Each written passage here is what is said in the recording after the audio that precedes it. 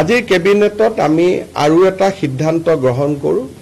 আপোনালোকে জানে যে দীৰ্ঘদিন ধৰি অসমৰ প্ৰাথমিক বিদ্যালয় শিক্ষক সংস্থা আৰু আনসকলে এটা দাবী কৰি আহিছিল যে প্ৰধান শিক্ষকৰ পদ প্ৰাথমিক বিদ্যালয়বিলাকত হ'ব লাগে।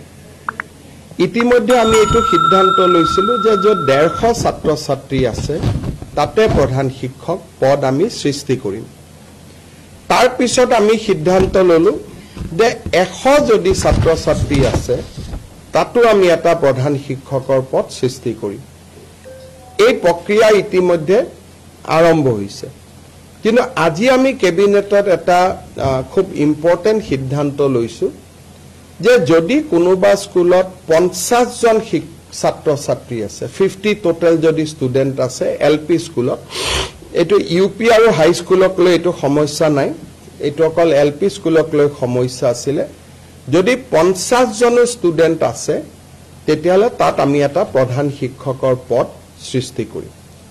এই সিদ্ধান্তৰ ফলত বহুত দিন ধৰি প্ৰাথমিক শিক্ষক সন্মিলনী বা আন শিক্ষকসকলে কৰি অহা বিভিন্ন তেওঁলোকৰ ক্ষোভ বা প্ৰতিবাদ সামৰণি পৰিব বুলি মই বিশ্বাস কৰোঁ যে এতিয়া 50 জন ছাত্ৰ ছাত্ৰী হ'লেই এজন প্ৰধান শিক্ষকৰ পদ আমি স্কুলত সৃষ্টি কৰিম।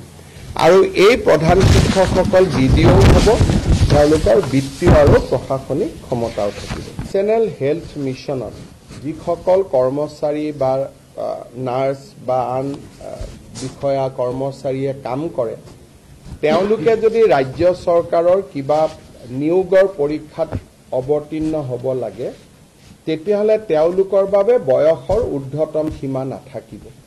তেওঁলোকে যিমানেই বয়স নহওক কিয় যদি NHMত তেওঁলোকে কাম কৰি আছে তেতিয়াহ'লে স্বাস্থ্য বিভাগৰ চৰকাৰী চাকৰিৰ কাৰণে তেওঁলোকে আবেদন পত্ৰ দিব পাৰিব।